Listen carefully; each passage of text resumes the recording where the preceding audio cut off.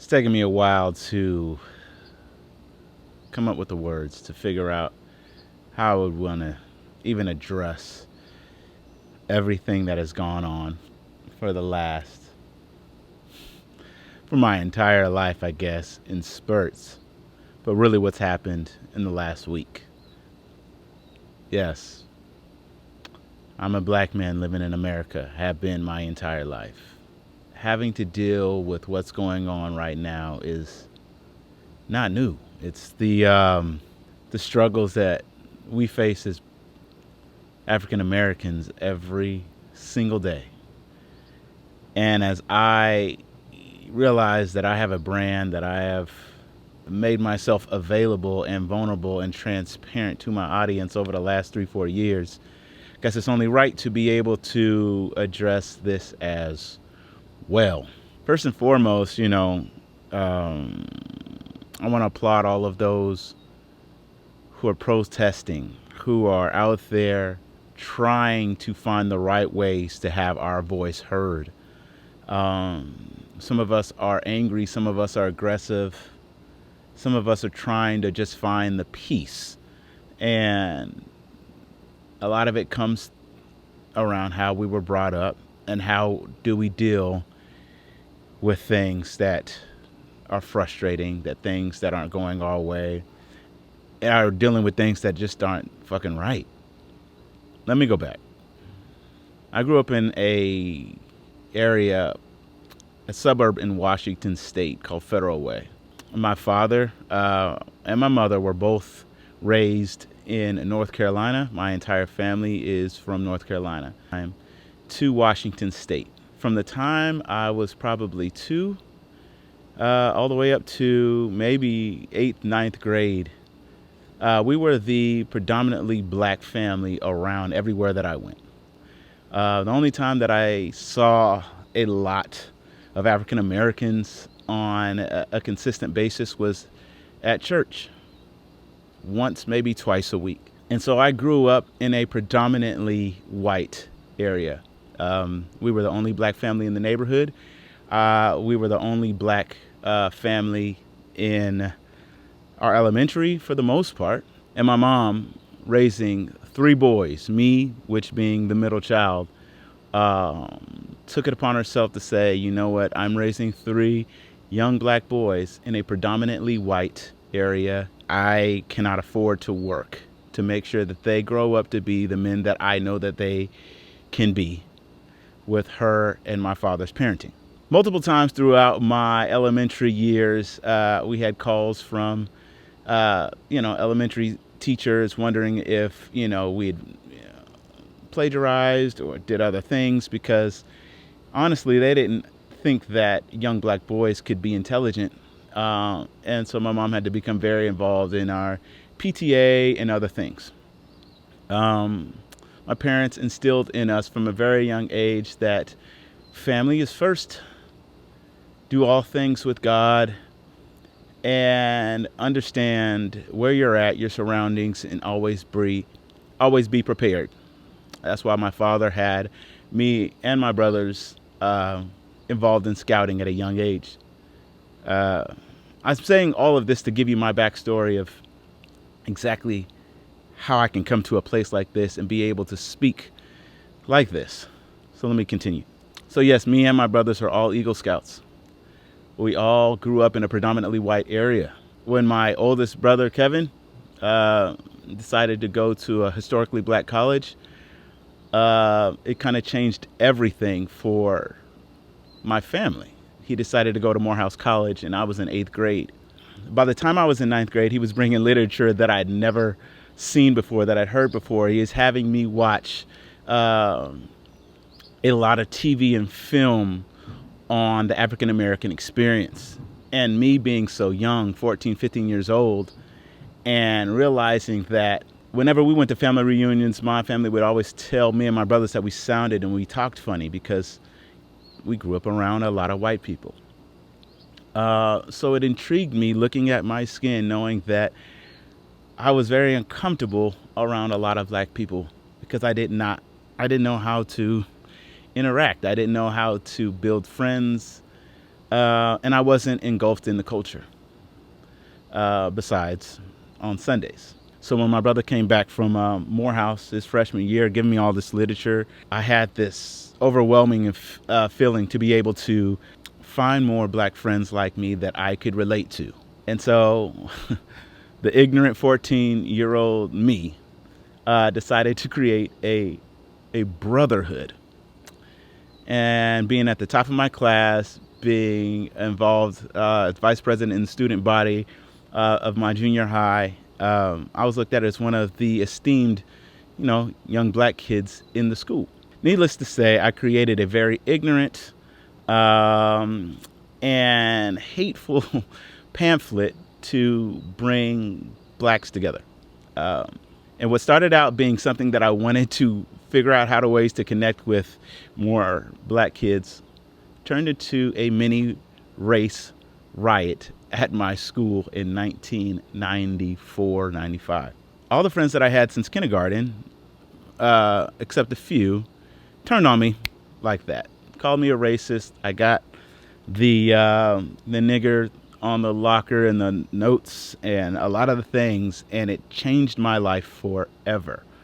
The kids tried to expel me, definitely tried to kick me off student government, and I got to a place where I was like, I don't know what I was doing because I was so ignorant. I was just so engulfed in all the things that my brother was trying to teach me, but I was so young, I did not know how to go about getting the results that I wanted, which was black friendship.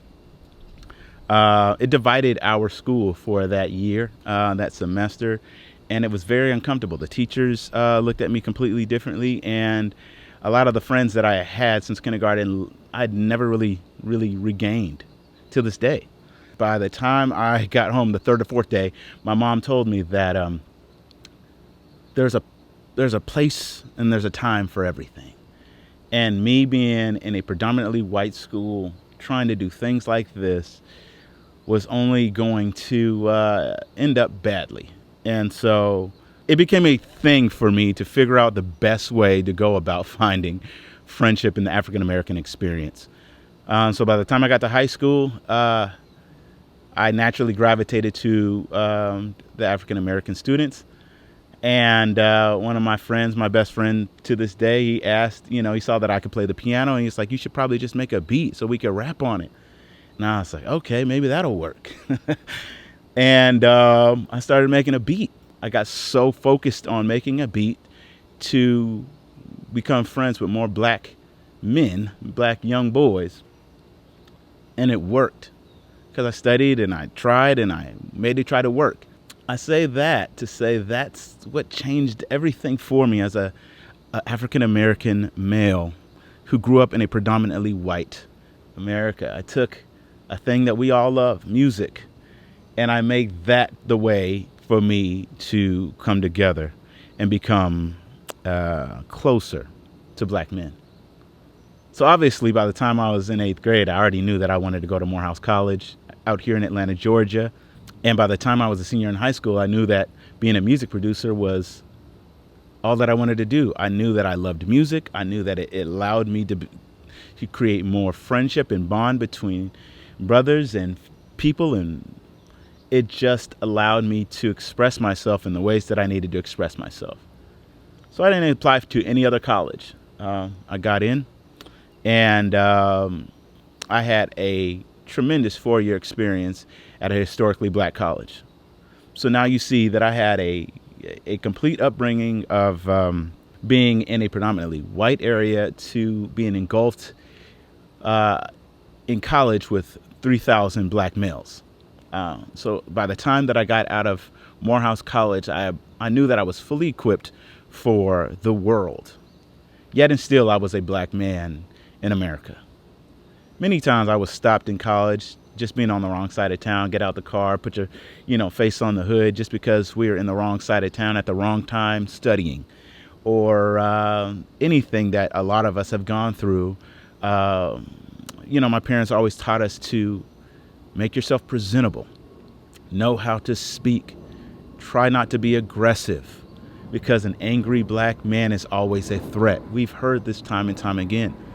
And so there's this big juxtaposition in me that knows the way to speak, that knows the way to handle myself. But then there's an other side of me that's filled with passion and filled with anger when I hear what's going on. And trying to meet in the middle is always a struggle. And I know that there are tons of us out here, like myself, who feel this burden every single day, whether we're in corporate America, whether we're freelancers, whether we're in the arts. We have to deal with this systemic racism every single day. And now I sit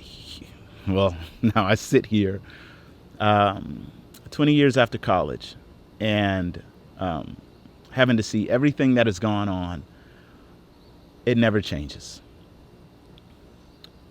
And that's why, I'm proud for all of those who have spoke up. I'm proud for all of those who are trying to find the best way to take what they've learned about being peaceful, what they've learned about being focused on, just getting to the issues, being able to figure out the right ways to go about it, along with the rage and the anger and the frustration that we feel on a daily basis, just to be able to feel accepted in America. It's a struggle. And some of us did not grow up like me. Some of us were brought up in completely African American experience our entire life. And when we have to deal with whites, when we have to deal with other races, we're not as comfortable, and we don't have maybe all the tool set to be able to not always be considered the angry black man. But it starts with education, and it starts with understanding each other, all of us. That's why I'm sitting here in my backyard giving you a piece of me. Because if more of us give each other a piece of us, whether you're from you grew up predominantly white and you never had to even be around the black experience, and you don't even understand what is going on and why it matters or why I should even care, or those who have been in a predominantly black, or you're another race and had to figure it out in between the middle. It starts with education, and it starts with us telling our personal stories and figuring out the best ways that we can come find meaningful change in this world. So yes, I continuously promote nonviolence, but at the same time, we have got to find a way to get our message heard. So I'm telling my story, just a piece of it, knowing that maybe it can touch somebody to do the same and tell their story, just a little bit of theirs, to understand that we all have come to a place where it's time to understand, react, and change.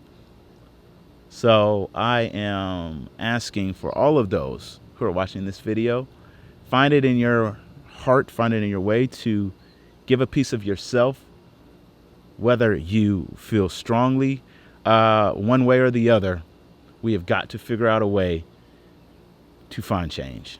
And so this is just my message. This is just what was on my heart. And I will continuously